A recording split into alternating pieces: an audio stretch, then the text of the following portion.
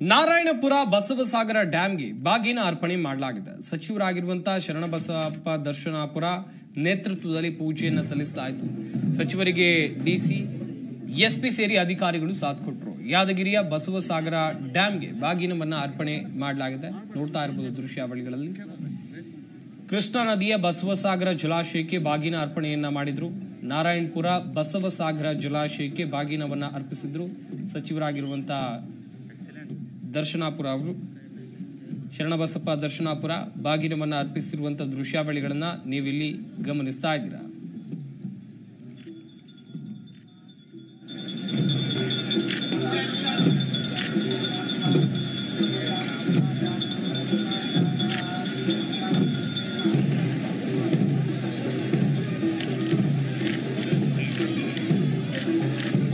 ನಮ್ಮ ಭಾಗದಲ್ಲಿ ಎಲ್ಲ ರೈತರಿಗೆ ಅನುಕೂಲ ಆಗ್ತಕ್ಕಂಥ ರೀತಿಯಲ್ಲಿ ಸ್ವಲ್ಪ ಒಂದು ವಾರ ತಡವಾಗಿ ಆದರೂ ಕೂಡ ಮಳೆ ಆಗಿದೆ. ಎಲ್ಲ ರೈತರು ಸಂತೃಪ್ತಿಯಿಂದಿದ್ದಾರೆ. ಏನು ಈ ಜಲಾಶಯ ತುಂಬಿದೆ, ನಮಗೆ ಮುಂದೂ ಕೂಡ ಅವಶ್ಯಕತೆ ಇರ್ತಕ್ಕಂಥ ಸಂದರ್ಭದಲ್ಲಿ ನವೆಂಬರ್ದಲ್ಲಿ ಮಳೆ ಬಂದ್ರೆ ಎರಡನೇ ಬೆಳೆಗೆ ಕೂಡ ನಮಗೆ ತೊಂದರೆ ಆಗಲಾರಂತ ರೀತಿಯಲ್ಲಿ ಸಂದರ್ಭದಲ್ಲಿ ನಾವು ಕೊಡ್ಲಕ್ಕೆ ಸಾಧ್ಯ ಆಗಿಲ್ಲ. ಹಾಗಾಗಿ ಡ್ಯಾಮ್ ತುಂಬಿದೆ, ಆಲ್ಮಟ್ಟಿ ಡ್ಯಾಮ್ ಕೂಡ ತುಂಬಿದೆ.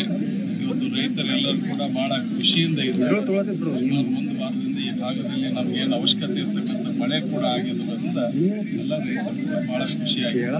ಈ ವರ್ಷ ಎರಡನೇ ಬೆಳೆಗೂ ಸಹಿತ ನೀರು ಸಿಗುವ ಸಾಧ್ಯತೆ ಲಾಸ್ಟ್ ಟೈಮ್ ಏನಾಯ್ತು, ಮುಂದೆ ಬರ್ತಕ್ಕಂಥ ದಿನಗಳಲ್ಲಿ ನಮ್ಗೆ ಮಳೆ ಆಗಿರ್ತಕ್ಕಂಥ ನೀರಿನಲ್ಲಿ ನಾವು ಎರಡನೇ ಬೆಳೆ ಕೊಡ್ಲಿಕ್ಕೆ ಸಾಧ್ಯ ಆಗಿಲ್ಲ. ಈ ವರ್ಷ ಎರಡನೇ ಬೆಳೆಗೆ ಅದು ಆಗ್ಲಾರ್ದು ನಾವು ಭಗವಂತನೇ ನೋಡ್ತೀವಿ. ಈವರೆಗೂ ನಮ್ಮ ನೀರಿನ ಜಾಸ್ತಿ ಹೋದ ಇದಕ್ಕಿಂತ ಹೆಚ್ಚು ನೀರು ನಮ್ಮಲ್ಲಿ ಲಭ್ಯತೆ ನಮ್ಮ ಭಾಗದಲ್ಲಿ.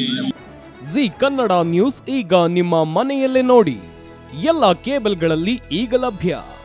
ಸನ್ Direct 292, Jio TV 1334, U digital 162, city cable 51, GTPL 17, Abhishek cables 821, rock line telecommunication 51, Shri Basaveshwara number 60, Vinayaka digital number 53, in digital number 896ರಲ್ಲಿ. ನಿಮ್ಮಿಸ್ತದ ಜಿ ಕನ್ನಡ ನ್ಯೂಸ್ ನೋಡಿ ಆನಂದಿಸಿ.